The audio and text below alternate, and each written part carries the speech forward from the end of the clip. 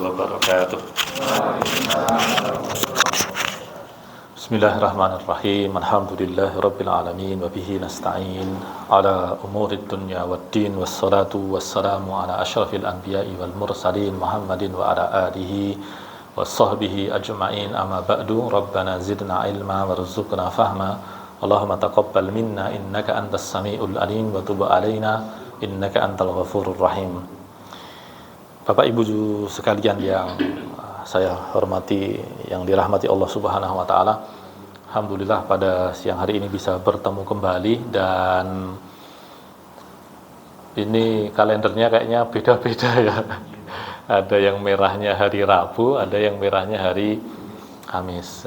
Ya kalau yang iseng berharapnya merahnya 2 hari, Rabu dan Kamis.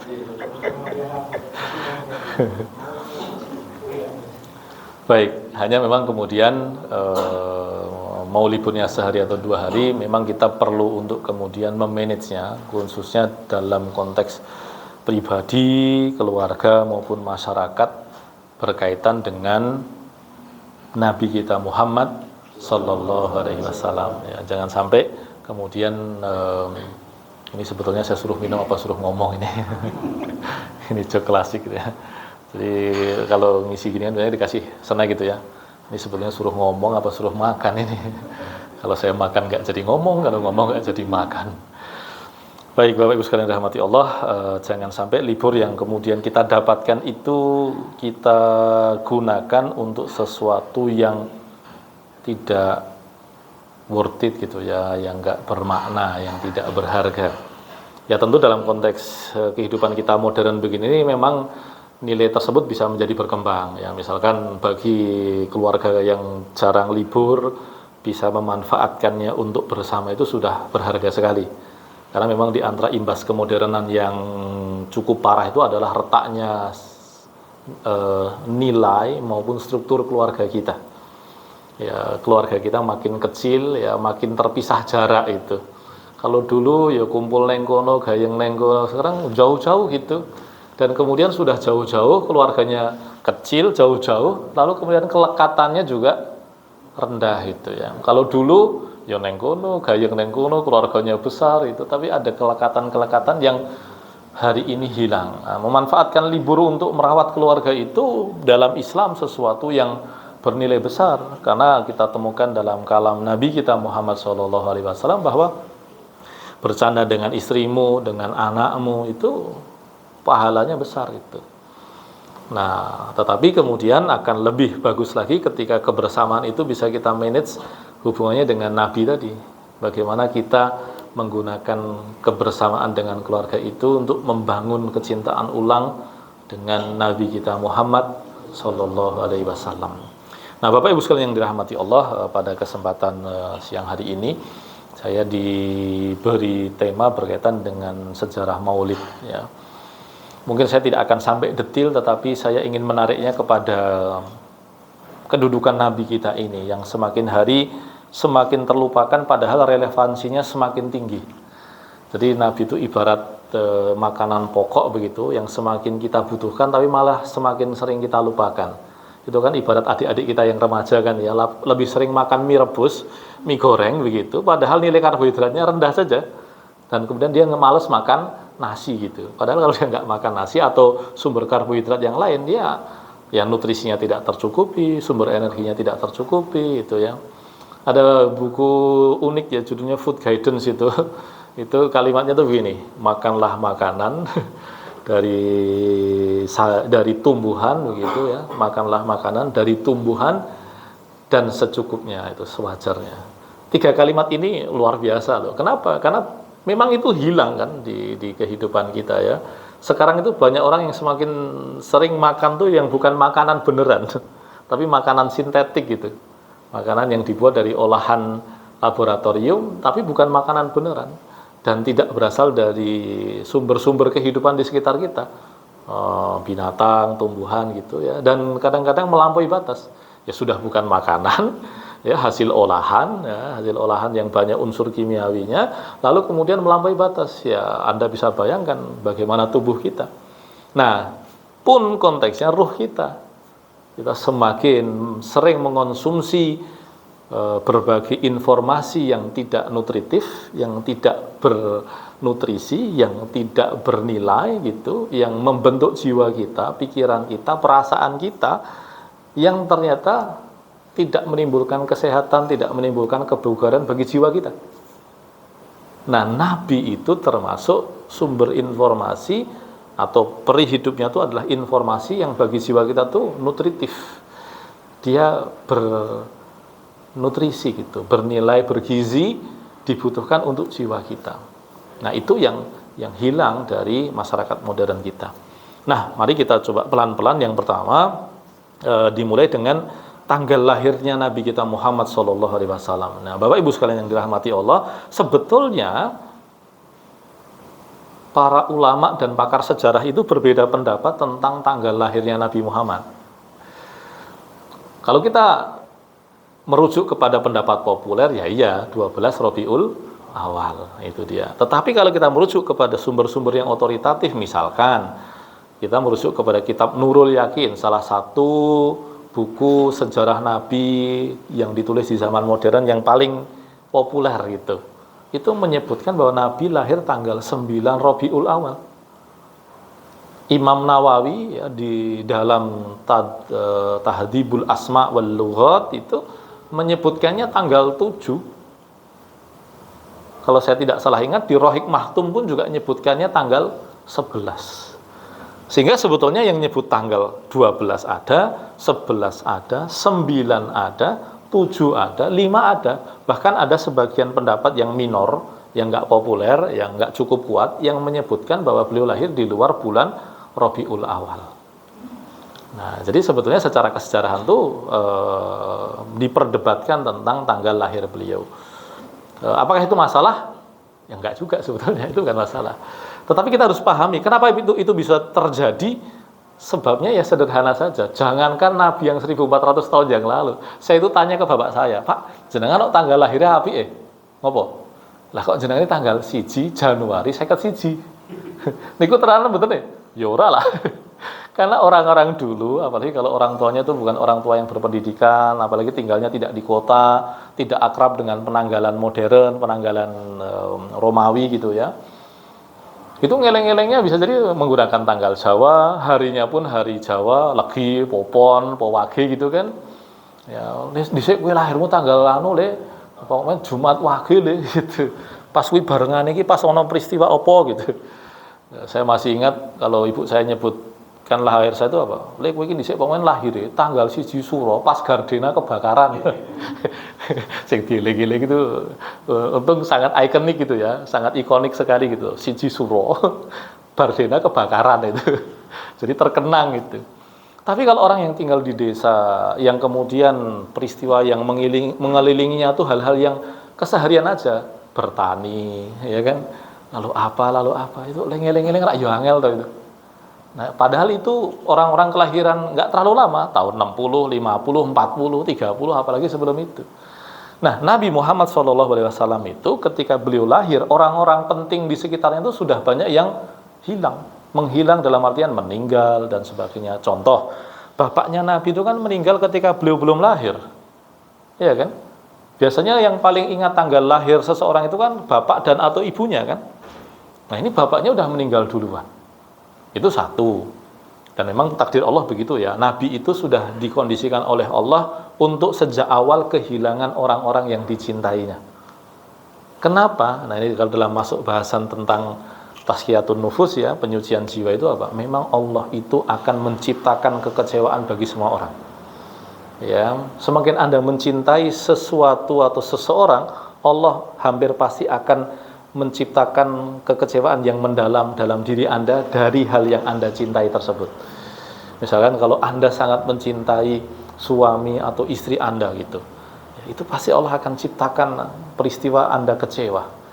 Ya, yang bisa jadi itu bukan karena sebuah kesengajaan, karena yang bersangkutan melakukan kesalahan, enggak. Tapi memang Allah sengaja gitu. Kenapa? Di antaranya hikmahnya adalah karena memang Allah tidak mengizinkan kita itu terikat terlalu kuat dengan sesuatu yang bersifat duniawi. Orang tertentu, benda tertentu, apa tertentu. Semakin kuat keterikatan hati kita dengan sesuatu yang ada di dunia ini, semakin sakit hati kita. Dan di antara puncaknya adalah ketika kita sakaratul maut. Sakaratul maut itu kan peristiwa goncang. Sakroh itu kan dari kata sakaro, sin kafro, yang artinya kemabukan.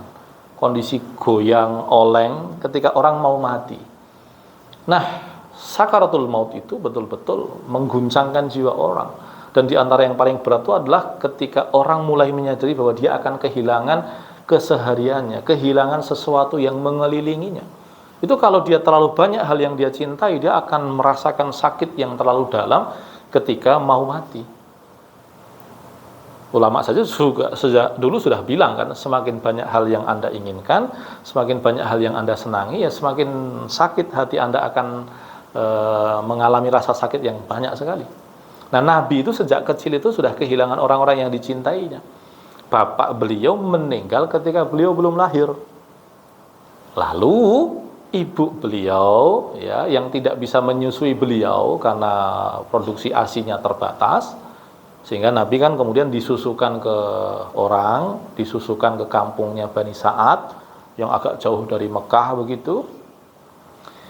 Itu ya, jadi ibunya melahirkannya. Lalu beliau seperti diasingkan, disusukan ke orang lain, jauh dari Makkah. Lalu ada sebuah peristiwa yang membuat pengasuhnya itu shock, yaitu ketika beliau cerita, didatangi 2 orang berbaju putih, yang kemudian mendatanginya, menidurkannya, membelah dadanya, atau lebih tepatnya menyobek perutnya, lalu mengambil jantungnya gitu. Kemudian mencucinya, kemudian meletakkannya kembali. Karena memang nanti Nabi di sini ada ininya, ada bekas bedahnya. Para ulama menyebutkan dalam syama'ilnya Nabi memang ada bekas luka itu. Dan Nabi itu kan 2 kali kan dibedah perutnya, yaitu ketika usia 4 tahun dan di usia 50 tahun. 2 kali Nabi itu mengalami pembedahan itu. Nah, gara-gara ada peristiwa itu, ibu susunya shock kan. Waduh, ini anak orang dititipin, malah kejadian begini ya. Dikembalikanlah ke ibunya. Nah, ketika dikembalikan ke ibunya, nggak sampai 2 tahun ibunya meninggal. Ketika Nabi usianya 6 tahun gitu. Bayangkan, belum lahir bapaknya udah nggak ada, umur 6 tahun ibunya nggak ada, lalu diasuh sama kakeknya. Kakeknya pun hanya mengasuh sekitar 2 tahunan. Ketika beliau umurnya 8 tahun, kakeknya meninggal. Berarti orang-orang dekatnya, orang-orang yang mencurahkan kasih sayangnya, itu hilang ketika Nabi masih sangat belia. Makanya orang yang bisa dikonfirmasi tentang tanggal lahirnya itu hampir nggak ada, atau kalaupun ada sangat terbatas. Contoh siapa? Pamannya. Pamannya kan nggak betul-betul ingat kapan Nabi lahir. Dan pamannya ini yang membela, yang mengasuh, membela, ya, bahkan memasang badan ya untuk membiarkan Nabi, untuk membela Nabi agar Nabi aman untuk mendakwahkan Islam, itu meninggal dalam kondisi tidak pernah beriman. Bayangkan, paman Nabi itu habis-habisan membela Nabi, meninggalnya dalam kondisi tidak beriman. Itu kan Anda bisa bayangkan pengalaman batin seperti apa yang Nabi rasakan ya? Nah, maka normal ketika Nabi tidak bisa mengonfirmasi kapan tanggal lahirnya. Hanya harinya itu memang relatif teringat kuat, hari Senin. Hari Senin. Bulannya memang cukup kuat untuk mengatakan beliau lahir di bulan Rabiul Awal. Tetapi tanggalnya itu beda pendapat. Nah, sekarang pertanyaannya, lalu tanggal 12 itu sebetulnya tanggal apa? Tanggal meninggal. Nah, ini dia kata kuncinya. Nabi Muhammad itu ketika meninggal, semua orang menyaksikannya, semua mata tertuju kepada beliau, semua orang beriman merasakan kesedihan yang mendalam dengan meninggalnya beliau, sementara semua orang yang tidak beriman, orang-orang yang menyimpan kekufuran dan kemunafikan itu tersenyum dengan meninggalnya Nabi Muhammad SAW. Nah, kan ada salah satu kalimat yang paling kena itu apa? Hari paling kelam bagi orang beriman di Madinah adalah hari meninggalnya Nabi Muhammad Sallallahu Alaihi Wasallam, dan itu teringat betul dalam benak mereka, yaitu hari Senin tanggal 12 Rabiul Awal 11 Hijriah. Dan hari itu tuh mengubah banyak hal ya. Sebagian orang itu tidak mau tinggal di Madinah. Kenapa? Karena disitulah lelaki yang sangat mereka cintai pernah hidup. Bilal itu hanya beberapa hari setelah Rasulullah meninggal itu memutuskan untuk terlibat dalam jihad. Itu dicegah oleh Abu Bakar. Kamu mau kemana? Saya mau jihad. Ngapa? Saya tidak kuat tinggal di sini. Karena lelaki yang kalau Bapak Ibu sekalian, saya sarankan nonton film kartunnya Bilal. Ini film produksi Hollywood ya, lebih tepatnya saya Perancis gitu. Tapi kualitas film yang memang dipasarkan di Hollywood itu ya, kartun tapi bagus sekali tentang Bilal. Bagaimana orang kulit hitam yang mayoritasnya diperbudak. Ingat, Amerika itu sampai tahun 1900 itu masih memperbudak orang kulit hitam loh. Sampai 1900, artinya belum Amerika itu meninggalkan perbudakan itu baru 100-an tahun. Dan orang yang diperbudak itu mayoritas orang kulit hitam. Karena dianggap kulitnya berbeda, ya tidak tampak cerah dan alasannya banyak lah. Biasalah rasisme yang berasal dari warna kulit kan biasa kan. Kesombongan karena warna kulit itu kan sejak dahulu kan. Itu biasalah. Bahkan kalau kita nggak hati-hati dengan kawan-kawan kita Papua kan, kita kan punya stigma-stigma yang bermasalah kan. Taunya orang Papua tuh ngeri gitu. Padahal kalau kita berinteraksi, banyak dari mereka itu hatinya lembut. Hanya memang masalahnya adalah mereka dibiasakan minum minuman keras. Nah, begitu sudah minum minuman keras, sudah habis tuh. Saya masih ingat Babarsari, saya aslinya Babarsari, Pak. Anda tahu kan Babarsari kayak apa? Babarsari itu sekarang mayoritas kawan-kawan kita dari timur itu, entah NTT, Maluku, Papua itu di sana itu. Ya, dulu saya masih ingat ketika masih SMP kalau main bola kan dengan yang gede-gede. Itu ada orang Papua itu, wah luar biasa lah. Kami menjulukinya Edgar David. Wah, ini yang tua-tua pasti tahu itu. Yang muda-muda pasti taunya Cristiano Ronaldo aja. Ya, taunya Cristiano Ronaldo sama Lionel Messi gitu. Yang tua-tua itu tahu Edgar David. Berarti itu umurnya udah berapaan itu? 40-an berarti kan. Edgar David itu keren itu kan. Apalagi Edgar David kan turunan Jawa kan, Suriname kan dia. Dia kan pakai kacamata kalau main bola gitu, rambutnya gimbal gitu kan. Oh, keren lah itu.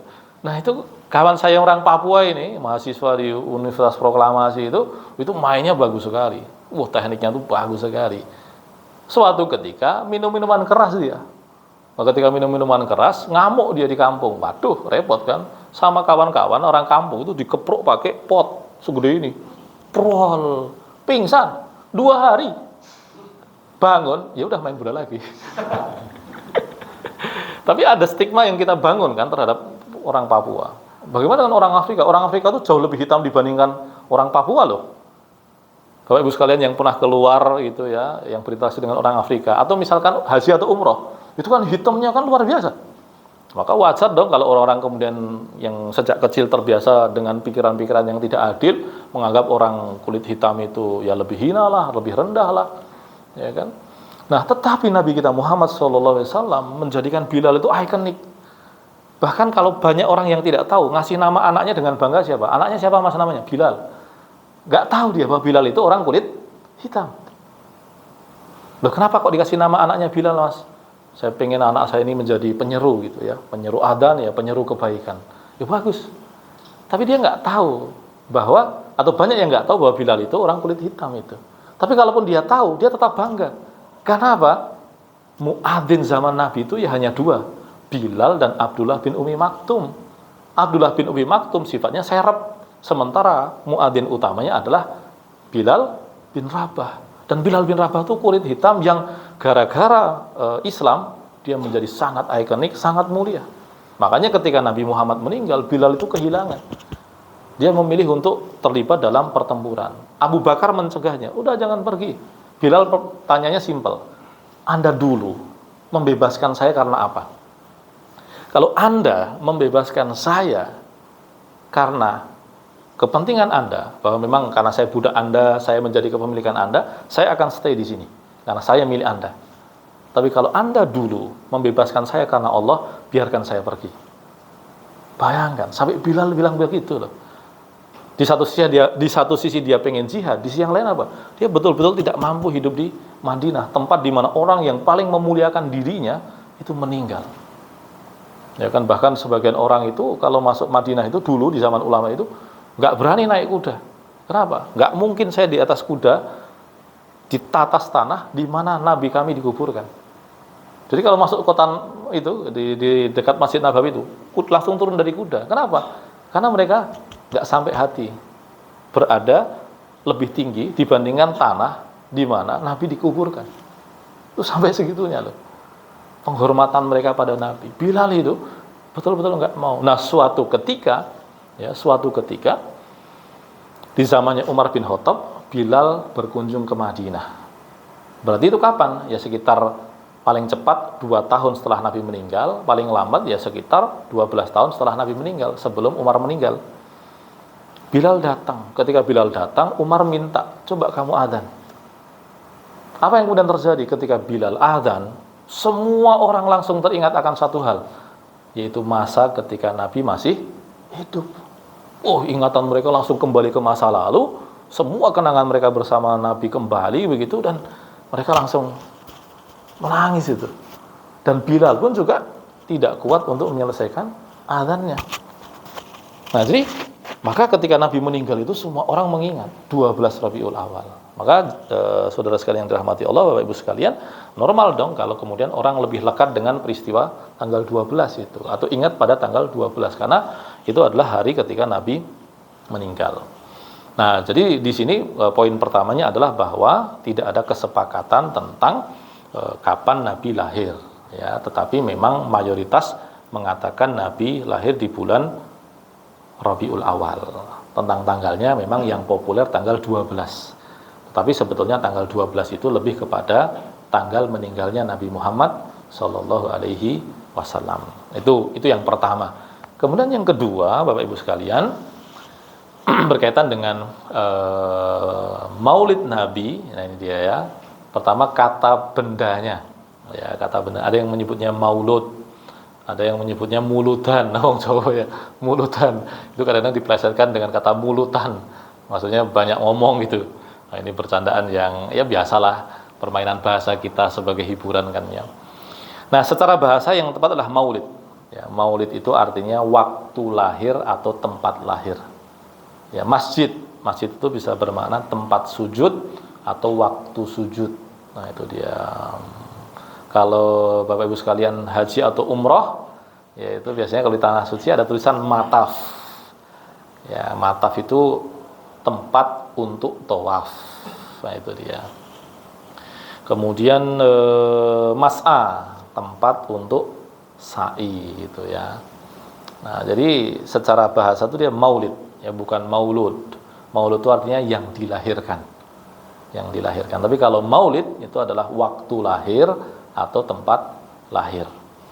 Nah, lalu apa yang dimaksud dengan maulid? Yang dimaksud dengan maulid adalah upaya ya untuk memperingati lahirnya Nabi Muhammad Sallallahu Alaihi Wasallam. Nah, sekarang pertanyaannya pasti pertanyaan pertama adalah tentang hukum kan? Itu kan mesti begitu. Kita orang Islam itu terlatih untuk mengenali apakah sesuatu itu boleh atau tidak boleh. Itu sesuatu yang menjadi model nalar kita yang harus kita syukuri. Karena memang kita tipikal orang yang ingin agar yang kita lakukan itu sah dan diterima Allah. Jangan sampai kita melakukan sesuatu apalagi susah payah ternyata tidak diterima oleh Allah. Nah, sekarang maulid bagaimana hukumnya?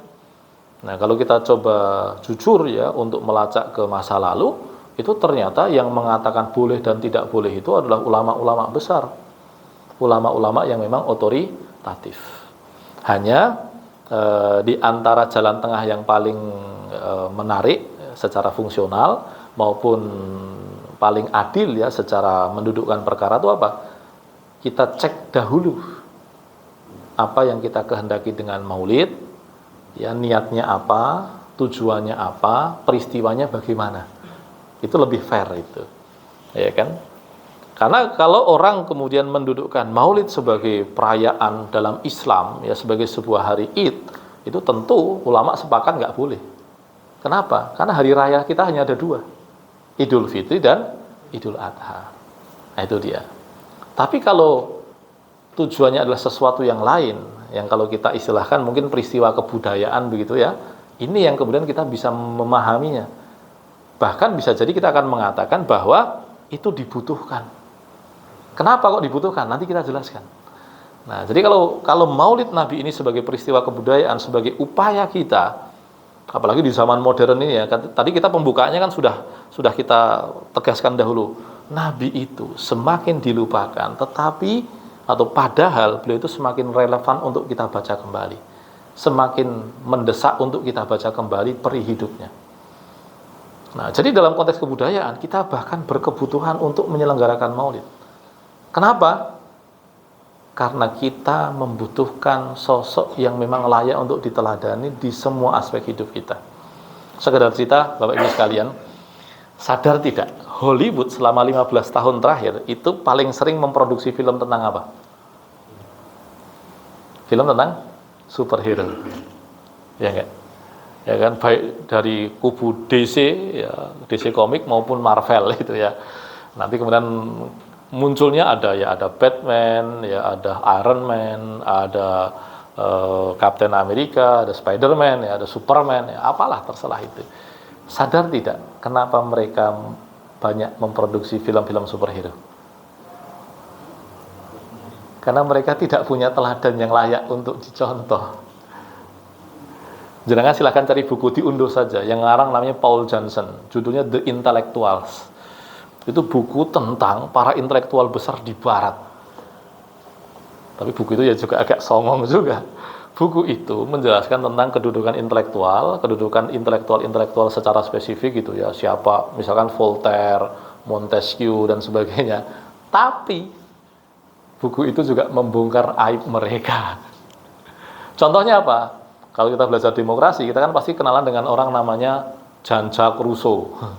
Ya kan, Rousseau gitu kan. Rousseau itu hidup dengan seorang perempuan tanpa pernikahan sampai punya anak 5 di masa ketika Kristen masih kuat. Makanya ngaco. Voltaire itu hobi lari keliling kota tengah malam telanjang, lepetuk tuh. Anda bisa bayangkan. Dan sampai detik ini masyarakat Barat itu berhadapan dengan orang-orang hebat yang punya problem kejiwaan. Kalau orang-orang yang belajar ilmu sosial itu pasti nanti ketemu dengan pemikir namanya itu adalah Foucault, Michel Foucault. Itu kacau sekali. Dia kan orientasi seksualnya menyimpang, dia ateis itu. Kalau Bapak Ibu sekalian yang senang dengan buku-buku ilmiah populer sekarang, itu pasti ketemu orang namanya Yuval Noah Harari. Wah, itu bukunya itu keren sekali. Baik yang judulnya Sapiens, ya kan, itu kan kita kan seperti kalau kita nggak kuat secara epistemologi atau sistem pengetahuan, kita baca buku itu, cara kita memahami sejarah kayak diacak-acak itu. Cara kita memahami agama diacak-acak tuh pakai buku itu. Dan tetapi menyampaikannya itu halus, enak gitu kan. Wah, itu shock itu. Tapi tahu nggak profilnya gimana? Dia seorang Yahudi, ateis, gay, sempurna sesatnya. Jadi ada problem itu.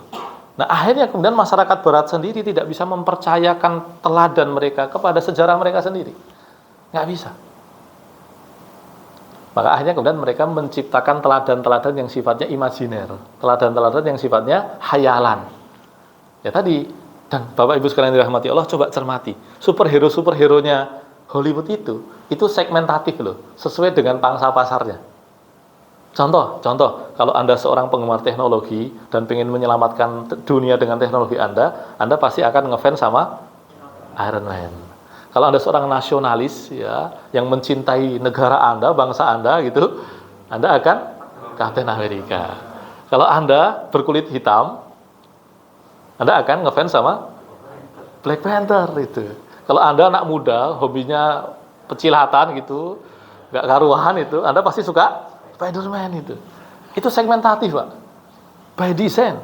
Ini beda dengan Jepang loh. Jepang itu di tahun 1990-an itu menciptakan figur-figur kartun yang akan masuk ke dalam bawah sadar anak-anak mereka dan akan menjadi tokoh di kemudian hari. Contoh, nggak kebayang tahun 90-an Jepang itu punya pemain bola yang canggih.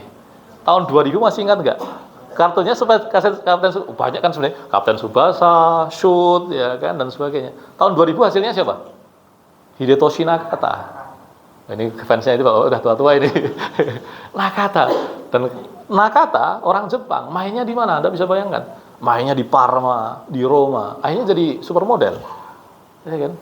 Lalu kemudian kita masih ingat, MU itu di Liga Champions itu hampir selalu terganjal oleh seorang pemain Jepang. Namanya Shunsuke Nakamura. Dan Shunsuke Nakamura itu menghancurkan MU beberapa kali itu gara-gara tendangan bebas pemain Glasgow Celtic. Sebaliknya MU punya, nanti itu kan merembet ya, di Korea MU punya pemain Asia yang hampir membuat Park Ji-sung gitu kan, sampai Pirlo kan frustasi itu. Pirlo pemain yang sangat hebat dari AC Milan itu hampir nggak bisa bergerak dalam satu pertandingan full gara-gara dibayangi oleh Park Ji-sung. Bahkan kalau ceritanya itu kan menarik itu. Ferguson tuh bilang begini, tugasmu cuma satu, kamu nggak nendang bola, kamu nggak ngoper bola, kamu nggak nyegah bola, tugasmu cuma satu, bayangi Pirlo habis-habisan. Wah, habis itu. Bayangkan, Jepang mendesain begitu itu. Lalu bahkan basket, tapi basket Jepang gagal. Yang berhasil Cina. Cina menghasilkan, masih ingat nggak? Yang kemudian wajahnya jadi ikonik di WA kita. Yao Ming gitu kan, yang tingginya di atas 2 meter, bapak ibunya atlet, dinikahkan, jadi kayak ngawin silangkan binatang gitu, jadi orang tinggi sekali itu.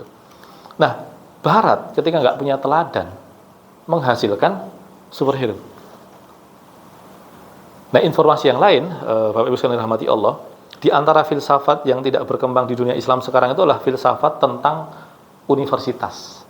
Filsafat yang mengolah tentang makna universitas, tujuan universitas, arah universitas. Kalau di pendidikan rendah, di dunia Islam sudah banyak. Tetapi kalau di pendidikan tinggi, itu hampir nggak ada, kecuali Profesor Alatas. Menariknya, Bapak Ibu sekalian, di Eropa, pemikir-pemikir tentang filsafat universitas, filsafat pendidikan tinggi, turah-turah. Salah satu yang terkenal itu namanya Kardinal John Newman, pendeta, orang Inggris itu. Tapi memang agak aneh sebetulnya. Tapi bagus sekali, Pak. Dia punya teori tentang universitas, teori tentang makna universitas, tujuan universitas, canggih lah. Nah, menariknya dia punya rumusan tentang yang namanya universal man, manusia semesta, manusia universal.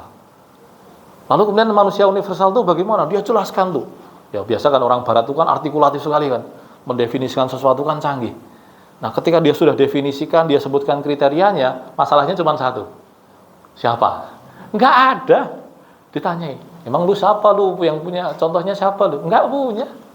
Kalau kita orang Islam, Bapak Ibu sekalian dirahmati Allah, kita cuma satu aja, satu orang tapi relevan untuk semua umur, semua masa dan semua jenis kelamin.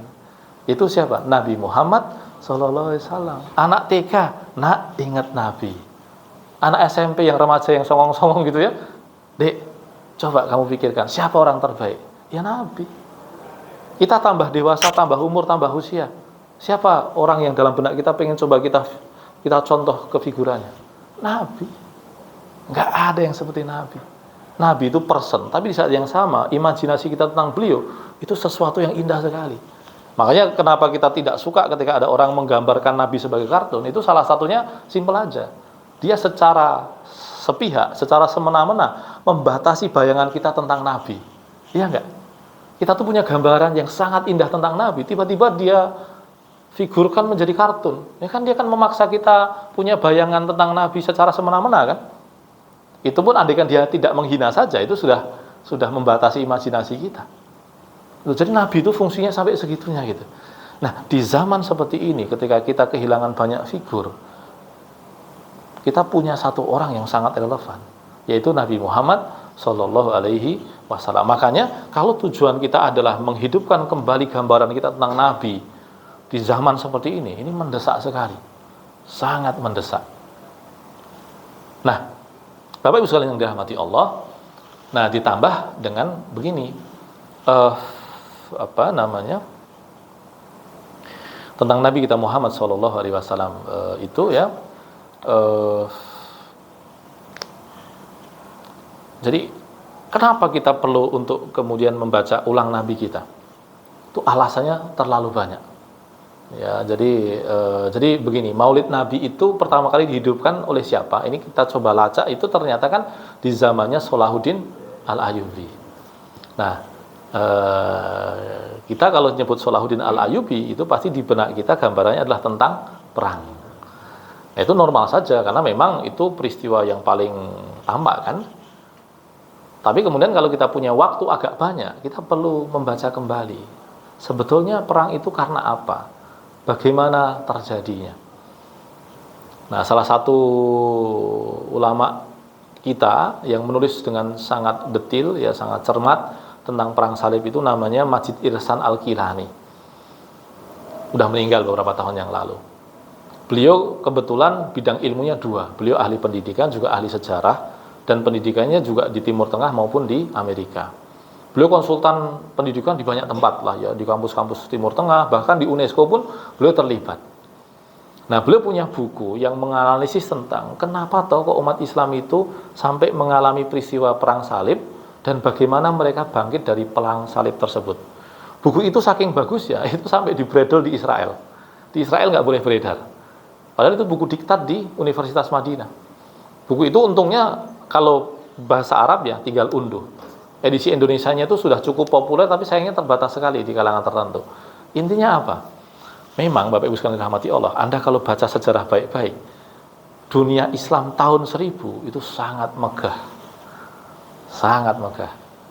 Ada seorang ahli sejarah, bukan satu, banyak sebetulnya. Banyak ahli sejarah dari barat. Nggak laki nggak perempuan.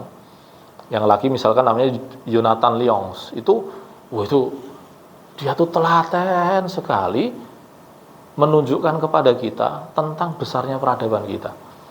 Termasuk ada yang namanya Maria Rosa Menokal, itu telaten sekali untuk menunjukkan kemegahan Andalus pada masanya. Andalus itu sekarang ya Portugis dan Portugis dan Spanyol itu ya. Nah, Bapak Ibu sekalian yang dirahmati Allah, apa kata mereka tentang Andalus pada masa itu? Pada masa itu, ya Andalus juga Baghdad ya, itu tuh sangat mewah. Bahkan dikatakan apa? Ketika jalan di London itu masih becek, nggak ada ojek gitu ya. Andalus dan Baghdad itu sudah beraspal. Ketika Paris itu, kata sejarawan itu ya, itu masih gelap. Kota-kota di Andalus, ya Cordoba, Granada, itu berlampu. Bahkan ada bangunan-bangunan yang sangat ikonik. Orang itu kalau masuk ke situ, gara-gara kacanya disusun sedemikian rupa, itu dia merasa ada di dimensi yang berbeda. Saking megahnya, saking mewahnya. Dan saat itu, Bapak Ibu sekalian yang dirahmati Allah, orang yang ada di dunia Islam itu sangat makmur. Mereka mandi sehari 2 kali, mereka punya parfum, hidup mereka nyaman. Sehingga orang-orang di Eropa itu, dari Prancis, dari Inggris, dari Jerman itu secara sukarela datang ke situ. Karena apa? Pusat kemajuan itu saat itu ya di situ itu. Ya, jadi dan kemudian penggajiannya itu minta ampun. Bayangkan ulama kita itu, kalau dia peneliti gitu ya, saintis begitu itu, ngarang buku itu, gajinya itu adalah emas seberat buku tersebut. Bayangkan, ulama kita tuh padahal kalau punya buku kan nggak karuan kan tebalnya. Saya Ramadan tahun lalu, itu tuh di depan rumah itu nemukan kardus. Saya biasanya kalau kayak gini paling ada jamaah, naruh snack, biasanya itu amanatnya simpel aja, dibagikan santri. Ketika saya angkat kok berat, saya langsung kemudian mulai curiga, ini jangan-jangan buku nih, tapi kok gede amat gitu. Ternyata betul, buku tafsir Quran 30 jilid. Setelah tak baca, angel sebule, pening kepala saya. Waduh, karena memang itu dianggap sebagai tafsir terbaik di abad ke-20. Dan sebaik-baiknya tafsir di abad 20 itu kan tetap saja dalam istilah kita yang namanya pengikut itu kan tidak akan bisa melampaui pendahulu kan. Nah, di dunia Islam kita dahulu itu karya-karya itu tebalnya minta ampun. Meteran. Ya karya buku itu tebalnya minta ampun. Kalau itu ditukar emas, lah yang nggawa emas lah abot banget. Tapi itulah yang terjadi di dunia Islam. Tapi apa yang kemudian terjadi? Nah, ini dia kata kuncinya. Ketika dunia Islam itu sangat makmur, sangat nyaman, sangat. Bayangkan, Kristen Yahudi itu tinggal di Andalus nyaman, di Baghdad nyaman, mereka digaji sangat layak, penghasilannya sangat makmur, mengagumkan lah. Itu ternyata punya dampak apa? Orientasi masyarakatnya berubah. Mereka tidak lagi berorientasi ketaatan, tidak lagi berorientasi pada kerja keras, hobinya santai-santai, bernyaman-nyaman gitu kan. Itu yang kemudian nantinya oleh Ibnu Khaldun ditulis menjadi teori bahwa apa? orang-orang yang kondisinya sulit itu akan menjadi orang-orang yang tangguh. Orang-orang yang tangguh akan menghasilkan kondisi yang mudah. Kondisi yang mudah nantinya menghasilkan orang-orang yang lemah. Orang-orang yang lemah menghasilkan kondisi yang sulit. Adik-adik kita yang kelahiran pasca 2005-an itu kan disebut sebagai Gen Z ya. Gen Z itu ngurip ke lampu tuh. Gen Z itu. Gen Z itu Bapak Ibu sekalian dirahmati Allah. Coba banyak itu yang menyebut mereka ya Gen Z, nyebut mereka strawberry. Kenapa? Dan kemudian apa? 2020 sampai 2030 itu dianggap sebagai dekade kesehatan mental. Ada teori macam-macam, tapi salah satu teori yang menarik itu apa? Kenapa adik-adik kita itu kok kemudian menjadi lemah secara mental, disebut sebagai generasi strawberry? Ternyata teorinya sederhana. Karena ambang batas kesenangan mereka itu sudah melampaui batas itu. Mereka itu hidup terlalu dulu, Bapak Ibu sekalian pasti ingat. Dulu kita mau nelpon itu dadak jalan kaki, naik sepeda atau naik motor, masukkan koinnya bablas mudun, cukup meneh, unggah ke meneh. Saya dulu SMP-nya SMP 5, pasti kelingan kan, sampainya kan Telkom itu. Anak-anak kalau nunggu di bis itu kalau tulanan duit itu, kelundang, wah kurang kerjaan gitulah. Lalu kita mau fotokopi, jalan kaki, fotokopinya tutup, kita pindah tempat. Jalanan kita dahulu masih becek. Adik-adik kita, Bapak Ibu sekalian, 2 tahun loh, melakukan semua hal yang dulu kita lakukan dengan effort. Mereka lakukan effortless. Nggak ada usaha. Apa itu? Telepon dari kamar. Ngirim pesan dari kamar. Ngetik dari kamar. Menerima informasi dari kamar. Mengirimkan data dari kamar. Ngopi data dari kamar. Pesan makanan dari kamar. Bahkan dengan satu alat saja namanya HP. Kita kan masih ingat kan, HP kita itu kan menghilangkan banyak alat. HP kita mengakhiri telepon, HP kita mengakhiri TV, HP kita mengakhiri internet, HP kita mengakhiri radio, HP kita mengakhiri tape recorder. Banyak sekali yang berakhir dengan HP kita. Apa yang kemudian terjadi? Ada banyak hal yang dulu kita lakukan dengan effort, hari ini dilakukan oleh adik-adik kita tanpa usaha sedikit pun. Apa konsekuensinya? Ketangguhan itu hilang.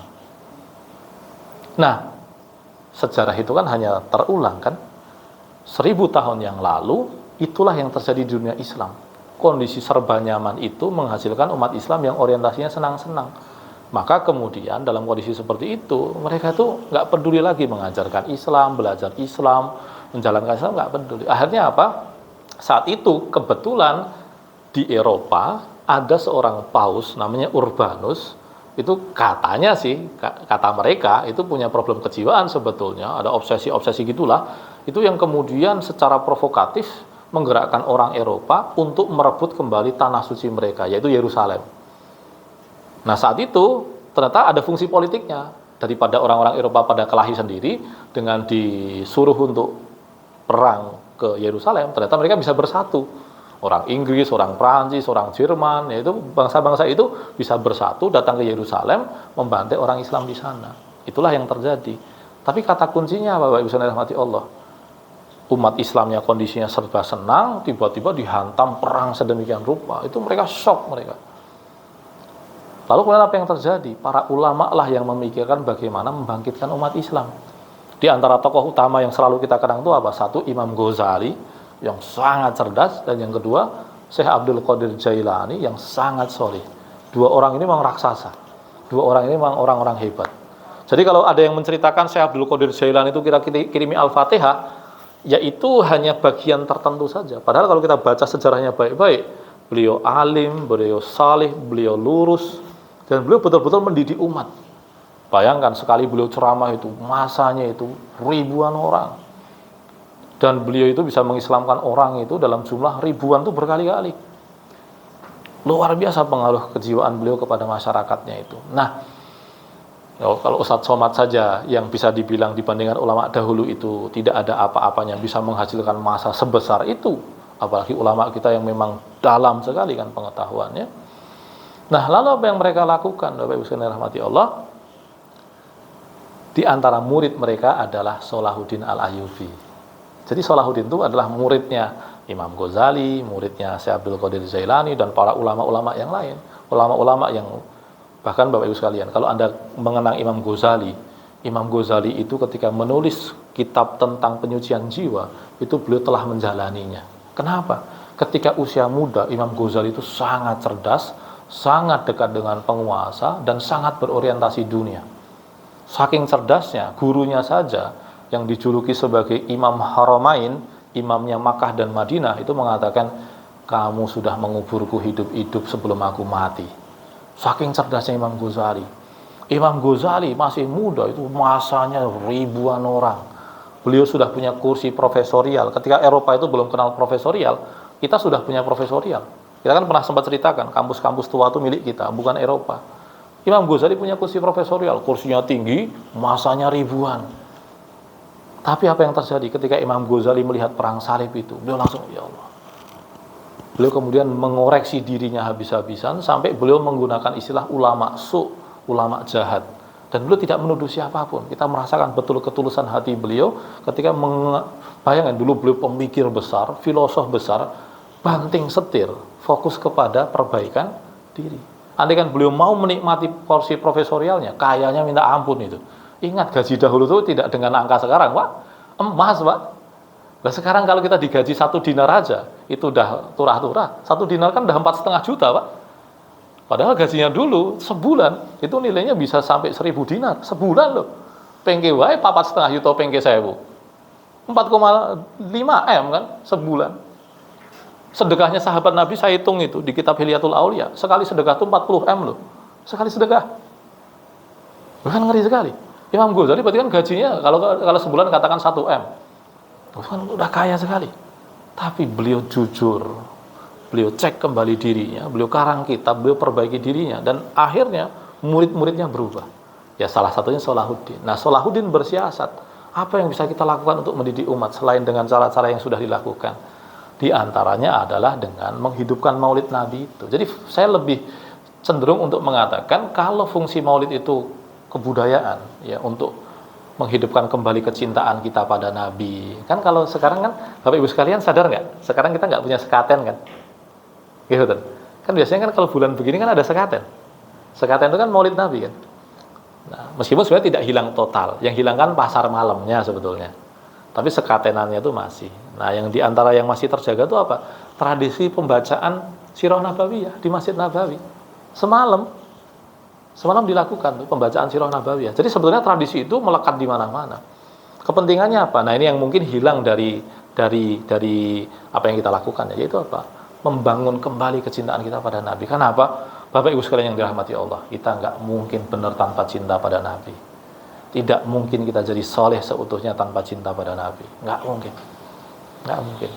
Cinta pada Nabi itu Bapak Ibu sekalian, itu itu konsekuensi syahadat kita. Kalau kita mengatakan asyhadu alla ilaha illallah wa asyhadu anna muhammadar rasulullah, itu kita tidak mungkin soleh, tidak mungkin bersyahadat dengan benar tanpa mengikuti Nabi, tanpa mencintai Nabi. Apa makna kita asyhadu anna muhammadar rasulullah? Aku bersaksi bahwasanya bahwa Muhammad adalah utusan Allah. Kalau kita tidak mengetahui siapa beliau, tidak mencintai beliau, nggak fungsional syahadat itu. Jadi kecintaan pada Nabi itu, yang diantaranya kita bangun ulang di masyarakat kita dengan maulid itu konsekuensi syahadat. Yang kedua, Bapak Ibu sekalian rahmati Allah, itu konsekuensi iman. Iman itu rukun iman ada 6. Iman pada Allah, iman pada yang gaib, ya malaikat dan yang gaib lainnya, pada kitab-kitab, pada nabi dan rasul, pada hari akhir, pada takdir ya. Iman pada nabi dan rasul itu diantaranya iman pada Nabi Muhammad. Dan iman kepada 6 hal ini tidak mungkin kita pahami tanpa mengikuti Nabi Muhammad Sallallahu Alaihi Wasallam. Dan mengikuti itu kan nggak mungkin sekedar ikut kan. Ikut dengan kecintaan itu beda dengan ikut sekedar ngikut secara teknis. Beda. Sama-sama bekerja. Ya kalau kita di dunia kerja, kita bekerja dengan kecintaan dan kegembiraan. Beda dengan orang yang bekerja sekedar ngikuti SOP kan. Orang kerja dengan SOP, kerjaannya beres, tapi mungkin tidak ada nilai tambah. Tapi orang yang bekerja lebih dari sekedar SOP, ada kecintaan, ada nilai tambah. Ada keberkahan di situ bagi pelakunya, ada imbas psikologis bagi orang lainnya, ada suasana yang berbeda. Ya sama-sama ngikuti Nabi, yang satu dengan kecintaan, yang satu tanpa kecintaan, beda. Dan kecintaan pada Nabi itu konsekuensi iman. Yang ketiga, Bapak Ibu sekalian yang dirahmati Allah, bahkan rukun Islam kita yang 5 itu tidak mungkin kita pahami tanpa ngikuti Nabi, tanpa memahami Nabi, tanpa ngikuti Nabi. Syahadat gimana caranya? Ngikut Nabi. Sholat gimana caranya? Ngikut Nabi. Sholat, zakat, puasa, haji. Syahadat, sholat, zakat, puasa, haji, yang 5 itu Bapak Ibu sekalian dirahmati Allah, perintahnya di Quran, teknisnya Nabi. Perintah sholat di Quran, teknisnya Nabi. Perintah zakat di Quran, teknisnya Nabi. Perintah puasa di Quran, teknisnya Nabi. Di ayat Quran Allah mengatakan, in kuntum tuhibbunallaha fattabi'uni. Nabi disuruh ngomong sama orang-orang, kalau kalian mencintai Allah, kata Nabi, ikuti aku. Apa buahnya? Yuhibbukumullah wa yaghfir lakum dzunubakum. Allah akan menyenangi kalian, Allah akan mencintai kalian, Allah akan sayang pada kalian dan mengampuni dosa kalian. Termasuk apa? Ini ujungnya ya. Laqad kana lakum fi Rasulillahi uswatun hasanah. Ya, ada pada dirinya, pada Muhammad SAW itu teladan yang sempurna bagi kalian, contoh yang ideal bagi kalian.